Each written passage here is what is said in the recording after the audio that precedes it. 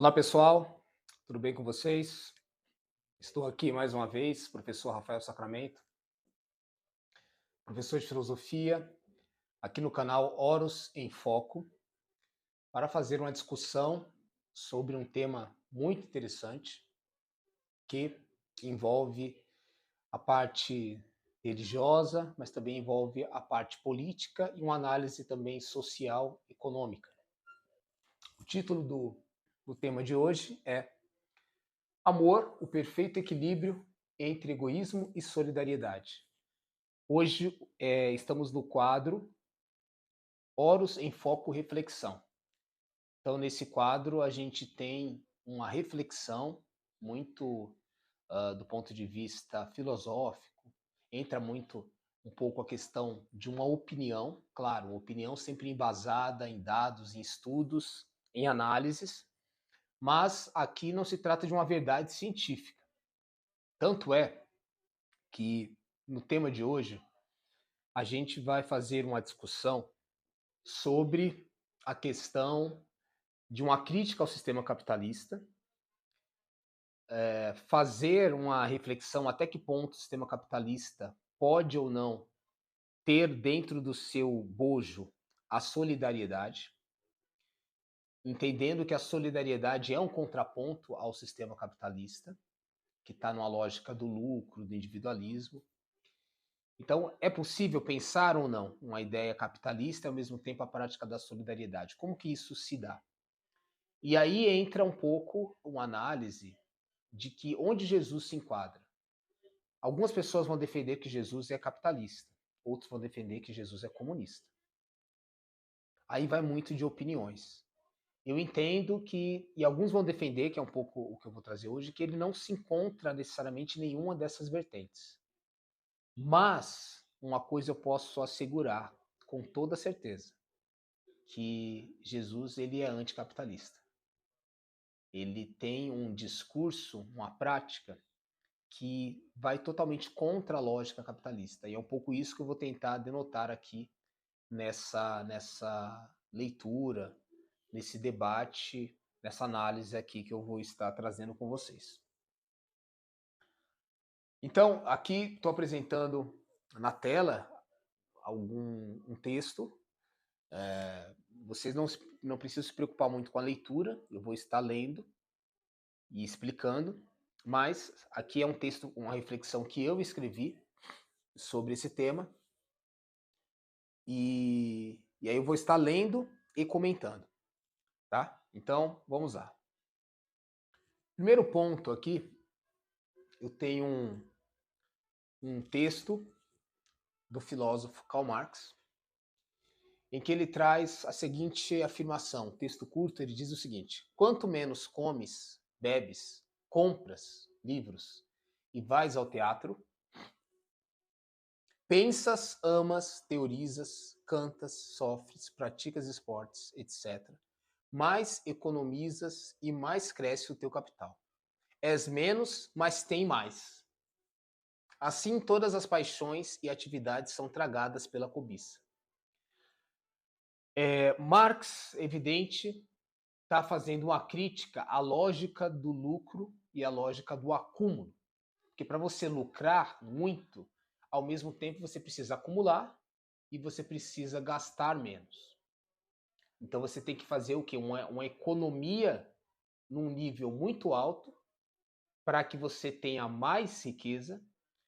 E isso também está ligado à cobiça, porque para você atingir esse nível de acúmulo, você precisa cobiçar a riqueza e o poder, mas ao mesmo tempo não gastar tanto, embora essa riqueza lhe dê poder de compra. E aí, qual é o ponto que o Karl Marx coloca? Que quando você economiza muito, quando você junta muito tesouros e não usufrui e não gasta ele, você deixa de ser mais. Então você, à medida que você tem mais, você é menos, enquanto ser. O quantitativo e o qualitativo estão em conflito.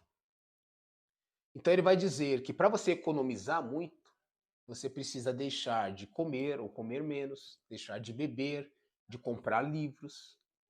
Então, comprar livro aqui está com o símbolo da cultura.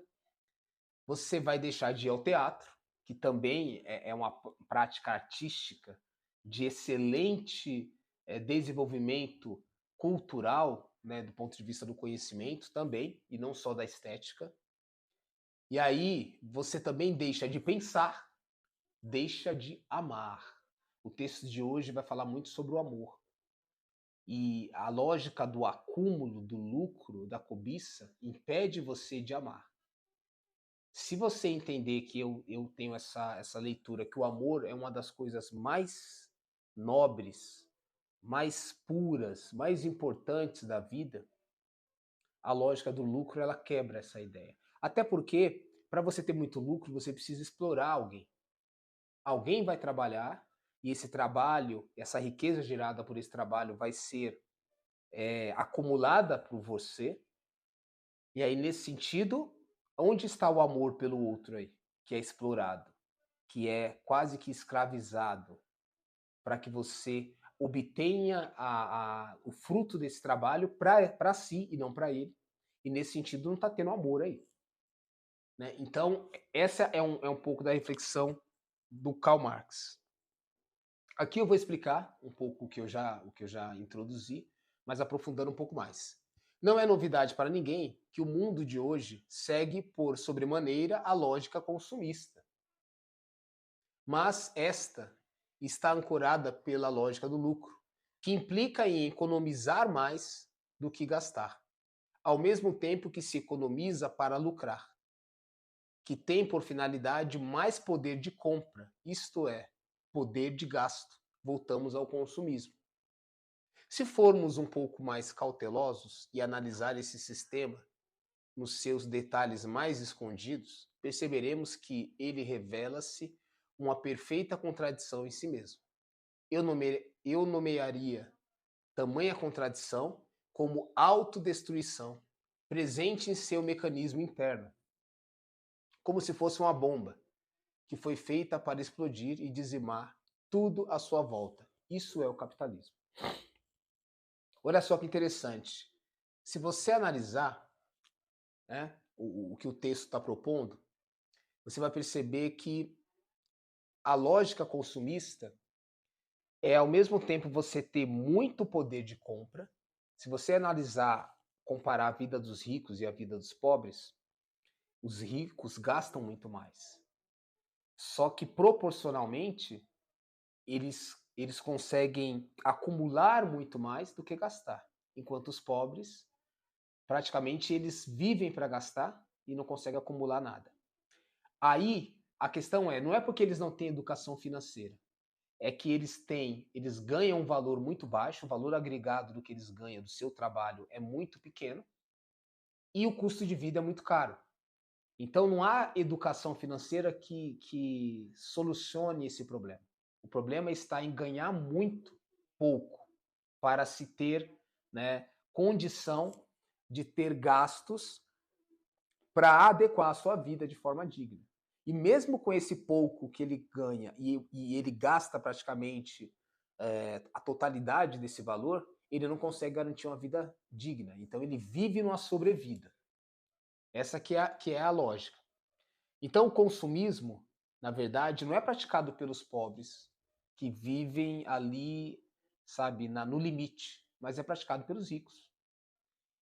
E o pouco de gasto que os pobres têm é exatamente esse pouco que sustenta a ganância, a cobiça e o privilégio das pessoas ricas. Porque o gasto dos pobres é daquilo que ele consome para sobreviver, mas é aquilo que ele não tem. O pobre, na verdade, ele não tem nada. Ele tem, muitas vezes, o que ele tem é muito pouco. E o que ele tem é o básico para você ter uma vida, né, uma sobrevida. E aí o que acontece então com a lógica do lucro? É essa ideia de você ter que acumular muito para você ter poder. Então, quando você acumula, quando você tem muito dinheiro, as contas bancárias altíssimas, elas são símbolos de poder. Símbolo de poder de acúmulo, símbolo de poder de influência. né? É o poder do capital que está sendo colocado aí. Ao mesmo tempo, eu vou colocar um pouco, voltar nessa lógica do trabalho, da classe mais fragilizada aí, que é a classe trabalhadora, mas eu gostaria de pontuar com vocês uma seguinte questão. Por que que existe uma contradição e uma autodestruição dentro desse processo capitalista, que é o seu mecanismo interno, que, que eu coloco aqui como se fosse uma bomba relógio que está prestes a explodir? Porque dentro dessa lógica, a gente precisa entender que hoje o que mais está se colocando é o tema, é o debate sobre a sustentabilidade. A gente sabe que esse modelo político, econômico, capitalista, ele é falido, porque para que você acumule muito dinheiro, você precisa explorar muito as pessoas que vão trabalhar muito. E para trabalhar muito, você precisa, pensando na lógica não dos bens e serviços, que está numa outra categoria que não necessariamente envolve a produtividade, mas pensando no consumo, no consumismo, seja de alimentos, seja de roupas, seja de celulares, de carros, eletrodomésticos, livros, inclusive, você precisa produzir muitas coisas que têm o que? Matéria-prima envolvida. Então você extrai matéria-prima que é convertida nesse processo produtivo, nesse produto final, que vai ser vendido, comercializado. E aí, nesse comércio, nessa circulação de mercadoria que é vendida, comprada, você vai ter o quê? O dinheiro que vai gerar o capital, que vai se concentrar nas mãos de poucos, que vão cada vez mais aumentar a sua riqueza. Então, para que as pessoas se tornem mais ricas, mais exploração, mais degradação do meio ambiente. A gente sabe que hoje, para você produzir essa escala enorme de produtos, você passa por um processo altíssimo de degradação do meio ambiente. Então, você precisa de muita madeira, de muito petróleo, você precisa no caso de alimentos, de muita devastação ou de fertilização ou de uso de agrotóxicos nas terras. Então todo esse processo ele faz com que a natureza entre em um desequilíbrio.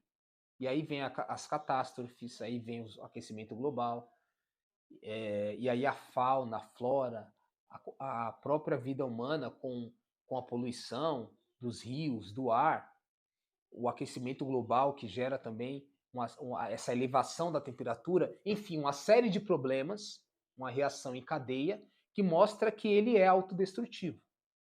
Então, para você gerar lucro e riqueza para poucos, você precisa de um processo produtivo altíssimo, muito acelerado, mas que ele é também muito danoso. Então, por isso que ele é um mal em si, porque ele está destruindo, para ele chegar no seu objetivo, ele está destruindo tudo que acaba sendo canal para que ele alcance o seu objetivo, o seu ideal. O poder autodestrutivo do capitalismo engole a tudo, inclusive ele mesmo, que não é capaz de sobreviver a si mesmo. O capitalismo é autodestrutivo, pela lógica do lucro, lucro, lucro, lucro, produção, exploração, né? Você percebe que as coisas têm um limite. Então, se a lógica é ter sempre lucro e mais lucro, e sempre, você vai destruir, porque essas coisas vão esgotar a sua capacidade produtiva e vão entrar num processo de mortificação. Né? É sempre o gerador do seu oposto que o dilacera. Se pensarmos a solidariedade como um contraponto ao capitalismo, veremos que ela segue uma lógica que, embora menos instintiva, como o capitalismo selvagem, que aprimora o âmbito egocêntrico humano, de querer tudo para si, em nome de seus próprios interesses particulares, que são indomáveis, e não se preocupa com o outro, a solidariedade vai pautando-se na lógica da aquisição do hábito, da ética, em que vê o outro como principal paradigma e não a si isoladamente. E quanto mais serve-se ao outro, é servido. Todos são satisfeitos e sobrevivem igualitariamente, sem maiores prejuízos nem a si nem a outrem. Olha só que interessante essa colocação aqui. Muitos defendem que o sistema capitalista ele é um sistema que está intrínseco à natureza humana, que o instinto humano é sempre buscar a si, os seus, os seus interesses, as suas necessidades. Então todo mundo estaria, cada um buscando as suas necessidades, entraria nessa negociação e meio que um frearia o outro pelos seus interesses, pela essa briga de interesses, ao mesmo tempo que frearia, né? Então cada um dentro da sua produção diferente, dentro da sua lógica de acúmulo, atenderia a necessidade do outro, porque cada um produziria algo que o outro não tem. E aí entra um pouco na lógica da mão invisível do mercado, né, de Adam Smith.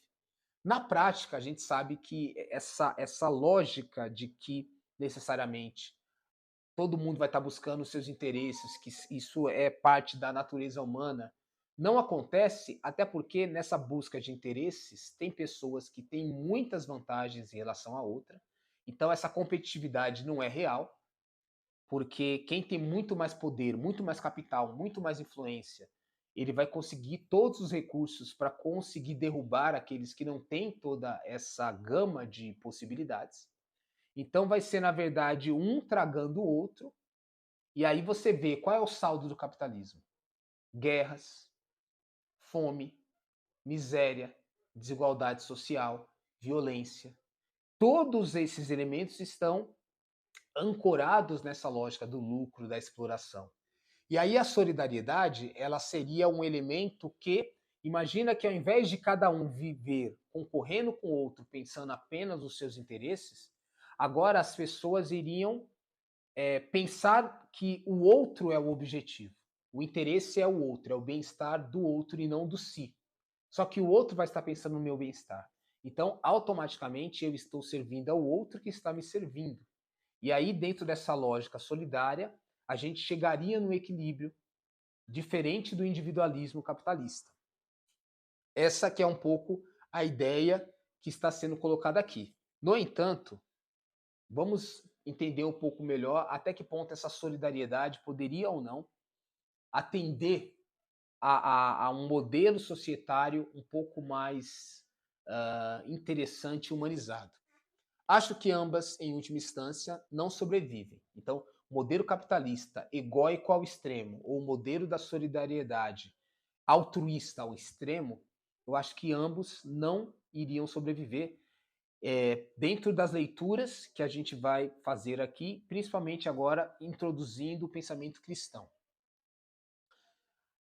Então, acho que ambas, em última instância, não sobrevivem. A primeira, né, pelo seu mecanismo autodestrutivo, que é o capitalismo, que já corroboramos. A segunda, por não podemos, né, contar com a suficiência educação ética que permitisse tamanha convivência harmoniosa a tal ponto, estendida por toda a humanidade, e mesmo porque a solidariedade levada ao extremo seria a completa anulação de si em vista do outro. Então, primeiro, essa solidariedade desse modelo que foi colocado dependeria de que você educasse as pessoas a ter empatia, a ter ali preocupação com o outro. Então, todo mundo teria que estar muito bem educado para que ela funcionasse. Essa é uma questão. A outra questão é que se você coloca a lógica da dedicação exclusiva ao outro de uma forma extremada, que poderia ser um desequilíbrio desse mecanismo, você também vai ter um processo em que viver em função do outro e anular a si mesmo, por mais que o outro necessariamente viva em função de si, pode ser que você não aceite tanto a doação, a ajuda do outro, porque você quer só servir e não ser servido. Então, lá no fundo também ele ia entrar no processo de desequilíbrio. Então, individualismo e solidariedade aos extremos leva-se a um desequilíbrio, a um processo de destruição. Então, o adequado mesmo seria um equilíbrio entre os dois. Seria possível pensar ou mesmo conciliar capitalismo e solidariedade? Será que é possível? Será que aquela pessoa que acumula muito necessariamente vai ser aquela que vai mais ajudar os outros? Né? Buscar o máximo de lucro para a subsistência de todos, e o que mais lucrasse seria aquele que mais proveria os bens a todos, e aí estaria a sua grandeza em generosidade e não em ser egoísta. Então, tem umas pessoas que acreditam na ideia que é possível aquelas pessoas que acumulam muito, necessariamente por acumular mais, prover, dar, doar aos outros. Então é como se fosse uma lógica interna desse próprio processo de acúmulo, tá? Vamos ver se isso se coaduna. É algo muito de se pensar, mas de certa maneira o ser humano precisa de um pouco dos dois.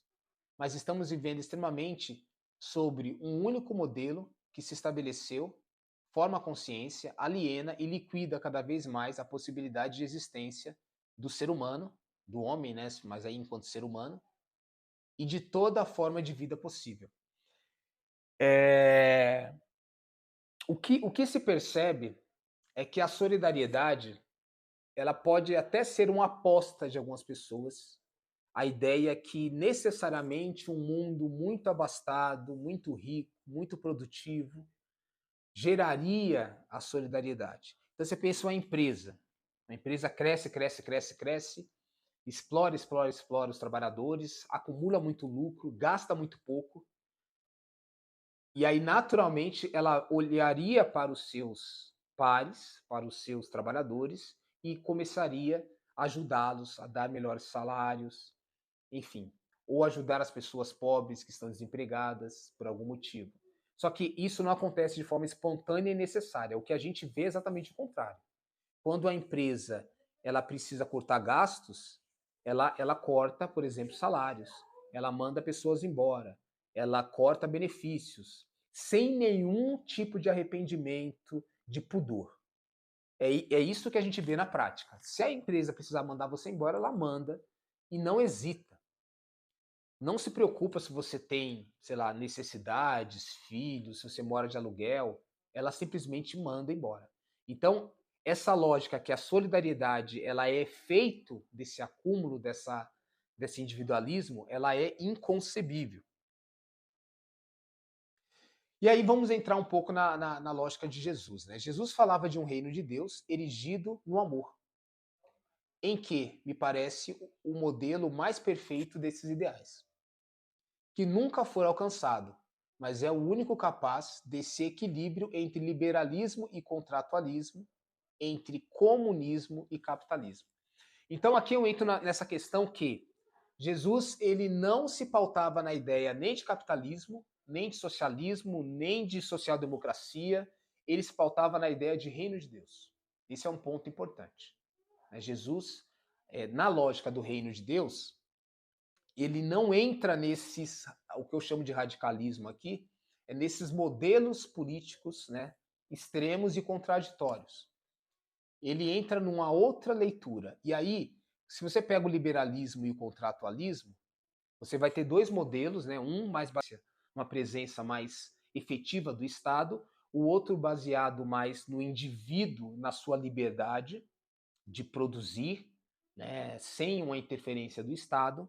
Então, Jesus não está nem no contratualismo exacerbado, nem no liberalismo, assim como nem no comunismo, nem no capitalismo. Dois modelos também antagônicos.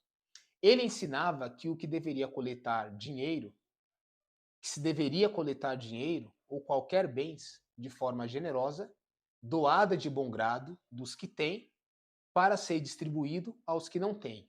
Um Robin Hood apaziguador, de certo modo. Então, quando Jesus ele esteve presente, ensinando no meio, né, em Jerusalém, em Nazaré, nas cidades ali da Galileia, ele falava muito desse processo de você pegar dos ricos e dar para os pobres, mas num processo pacificador. Ele não fazia um processo de tomada, de roubo ou de estabelecer a revolução para tomar a força. essa riqueza e redistribuir de forma igualitária. Mas ele deixava bem claro, né, que os ricos, aqueles que tinham muitas posses, para o seguir, tinha que abrir mão das suas riquezas, vender aquilo, distribuir para os pobres e depois o seguir. Não tinha essa possibilidade de se manter muito rico e seguir Jesus. Essa possibilidade é totalmente impensável, inconcebível dentro do modelo estabelecido por Jesus, dentro da ideia de reino de Deus. Então, no primeiro momento, ele vai tentar que isso deveria acontecer de forma espontânea, né? Mas qual seria o critério para que houvesse esse processo de doação dos bens? É onde entra exatamente o amor. A gente vai ver aqui, ó. Mas o reino de Deus, apregoado por Jesus, me parece ser um lugar onde todos esses radicalismos fossem superados num modelo político, social e econômico mais radical. O que é o mais radical aqui? O que é o modelo político e econômico mais radical que é proposto por Jesus? Mais do que um sistema, mais do que no sistema ou um sistema, sua lógica pautava-se no amor, no qual qualquer um dos sistemas vigentes não se autoanularia, mas subsistiria e, por caminhos diferentes, tornaria possível a vida em sua mais vivificante expressão. Então, por que esses sistemas, vamos colocar assim, se você pensar, que eu não concordo muito com essa ideia, que o comunismo é um sistema que se autodestrói, mas alguns defendem, ou o capitalismo também é um sistema que se autodestrói, que é o que eu acredito e defendo, ou qualquer modelo político, social e econômico, lá no fim ele vai ser insustentável, a lógica do amor, seja no comunismo, seja no capitalismo, seja na social-democracia, seja em qualquer modelo, o amor ele seria o critério que levaria, por exemplo, um chefe, um dono de empresa, um empresário muito rico a não demitir os seus funcionários, como isso implicaria num processo de empobrecimento radical dessas pessoas. Ele iria pensar no outro e não apenas no seu lucro, no seu individualismo.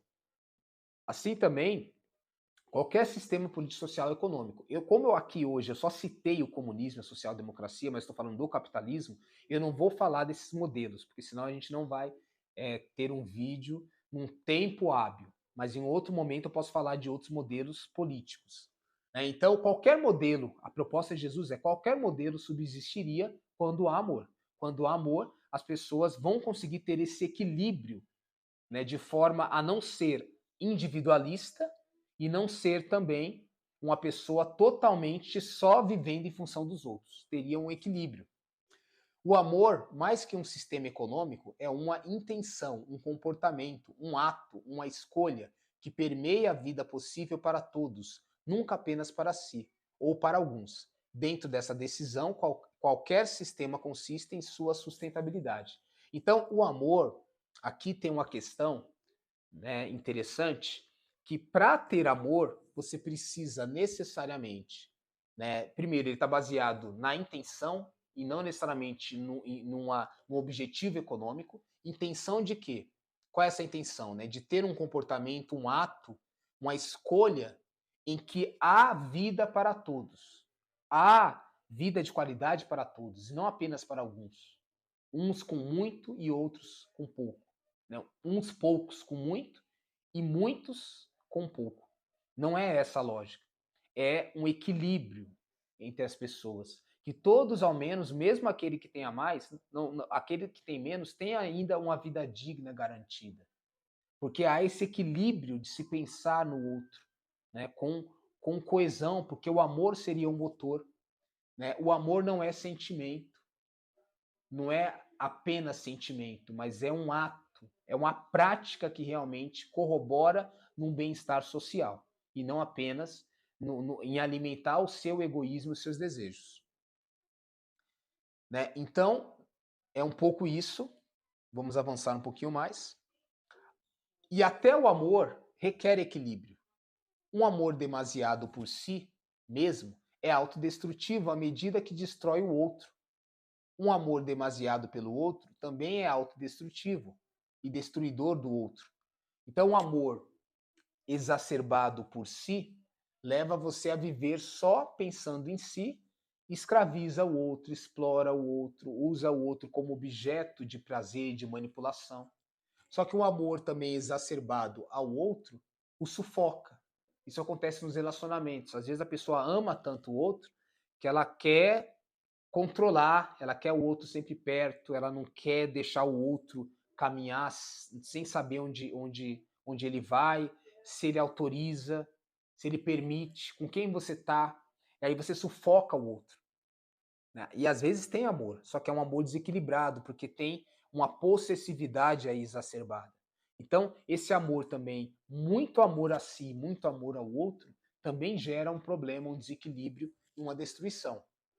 O amor que Jesus pregava é o equilíbrio entre o amor de si e o amor do outro. De forma que amar a Deus sobre todas as coisas é justamente amar aquele que prezaria pelo equilíbrio perfeito, regularia as coisas em seu devido lugar para que a vida bela pulsasse.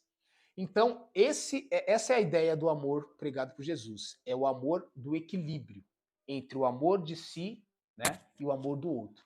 E, ao mesmo tempo, ele coloca que por que amar a Deus? Por que amar a Deus seria um dos mandamentos colocados aí na lógica de Jesus? Porque Deus seria o justo, seria aquele que seria maduro, onisciente, onipotente, onipresente. Ele seria o justo juiz, que jamais iria deliberar em seu favor em detrimento dos outros. E aí ele seria aquele que, ao amar, nós olharíamos para ele, que é equilibrado, que é um grande líder, e viveríamos entre nós uma relação perfeita, de equilíbrio. Né? Não é porque ele quer ser amado, elogiado, louvado, sei lá, ele quer ser melhor do que todo mundo. É que ele seria aquele que conseguiria ser o melhor espelho para a gente se basear e regular de forma equilibrada, igualitária, amorosa, cuidadosa as relações entre as pessoas.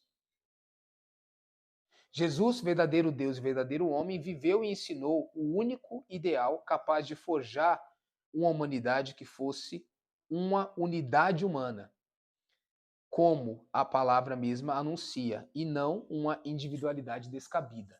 Unidade humana não é unicidade. As pessoas deveriam, pelo amor, viver unidas como irmãos, fraternidade, se respeitando, se cuidando, mas com equilíbrio, também se amando, também estando olhando para si. E uma individualidade descabida, ela nunca vai levar a essa harmonia. Sempre vai ter pessoas sendo destruídas, dilaceradas, escravizadas, mortas, exploradas, expropriadas. Então, o capitalismo seria essa individualidade descabida. Ela não cabe dentro da ideia de reino de Deus, de amor proposto por Jesus. Mas o amor, ele sim, seria esse equilíbrio entre a solidariedade, que também pode se desequilibrar, o amor que a gente percebe que também pode se desequilibrar quando ele sai do seu eixo principal, mas ele é a única possibilidade de você ter ali, independente do modelo vigente, vida para todos e de qualidade. O que mais se depreende desta lógica do lucro e seu acúmulo é justamente a posse numerosa de bens e o empobrecimento do ser. E aí voltamos lá no início do vídeo, né? Da leitura de Karl Marx. O problema maior é que quando você acumula muitos bens, você entra nesse processo de que deixa de ser, deixa de viver, deixa de cultivar o espírito, a sabedoria, né? A arte, a cultura. Então, isso é um problema. Porque lá no fundo, o que vai acontecer com você? Desumaniza-se à medida que mais se possui. Então, o capitalismo, por essência, ele é um sistema desumano. Aquela pessoa que mais acumula, quanto mais ela está pensando em investir, em produzir para ganhar mais dinheiro e não está nem aí com a fome, não está nem aí com as pessoas que estão morrendo nas guerras, com as pessoas que não têm casas, que estão passando frio, está claro que ela está desumanizada. Ela só está olhando para a sua riqueza. Ah, ela merece? Algumas pessoas podem falar, pode ser que ela merece, que ela mereça. Mas que mérito é esse que você não se importa em nenhuma medida com aquelas pessoas que estão sendo mortas, que estão passando frio, que estão com sede. É um mérito totalmente, né, sei lá, desencarnado da vida, totalmente fora de uma realidade de empatia e de amor e de cuidado com o outro. Há uma real oposição entre reunir posses materiais e o poder em torno de si, à medida que se é menos humano. Esse é o grande efeito nocivo que emerge do capitalismo. E isso, paradoxalmente, passa por economizar o máximo que puder. Então você quer economizar o máximo, que te gera mais poder, mais influência, né? Mas ao mesmo tempo, você, nessa lógica de reunir, de ter, de acumular, você é menos, do ponto de vista de amar menos, de ser menos, de cultivar o espírito menos, e muito menos de se humanizar, porque você está se desumanizando nesse processo egocêntrico. Amar a si dentro de uma lógica muito exacerbada não é se humanizar, porque a humanidade está dentro de uma lógica do relacionar-se, do ter contatos com outros. É claro que outros autores vão dizer que essa ideia de humanidade, inclusive, foi aquela que foi preconizada pelo sistema colonialista, que é destrutivo, que funda o capitalismo. Mas vamos pensar no sistema humanista num sentido um pouco mais nobre ou desconectado dessa lógica colonialista capitalista. Né? Ou então, você pode até pensar numa outra palavra, num outro termo, porque o antropoceno, né, o humano nesse modelo, realmente ele é uma coisa que deve ser descartada e não buscada, porque ele é destrutivo.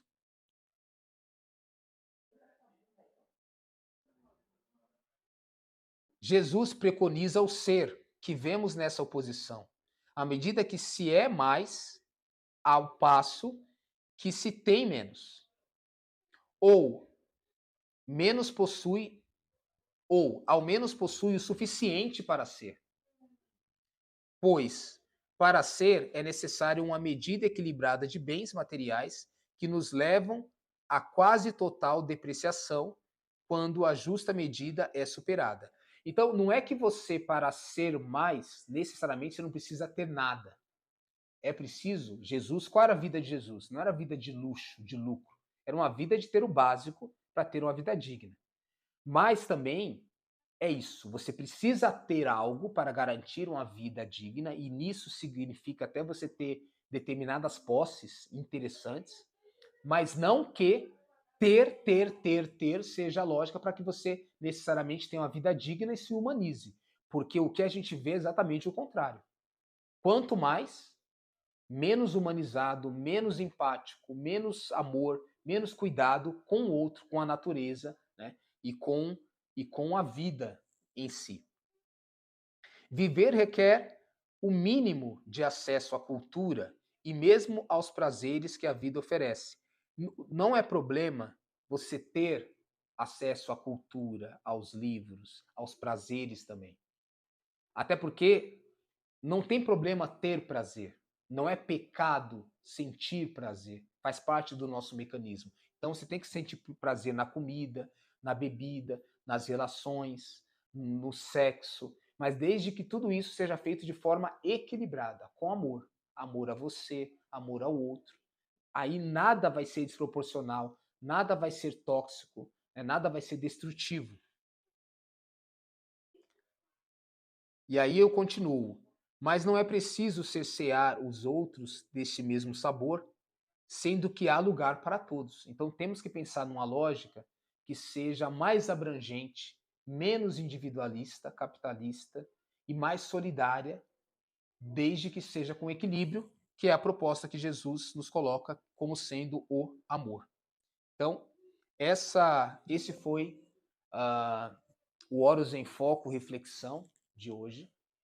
Trazemos aí uma concepção sobre o amor, sobre uma crítica ao sistema capitalista, mostrando que em nenhum momento Jesus pode ser classificado dentro da lógica capitalista, mas também aquilo que ele propõe não é pura solidariedade. A solidariedade também pode entrar em desequilíbrio E ele propõe a ideia de reino de Deus, em que nesse reino de Deus o motor principal é o amor. E esse amor é um amor equilibrado, é um amor que pensa em si, mas também pensa no outro. Então, esse seria o motor que qualquer sistema político, social e econômico vigente deveria estar munido para que a gente pudesse ter uma sociedade, um sistema societário muito mais interessante. Esse foi o Horus em Foco de hoje. Espero que vocês gostem e até o próximo vídeo. Não deixe de acompanhar, né, o canal no YouTube, Horus em Foco, mas também nas redes sociais. Estamos no TikTok, estamos também no Instagram, estamos também no Facebook. Horus em Foco, tudo junto, você vai encontrar lá o nosso canal e o material que a gente está produzindo. Então, até a próxima.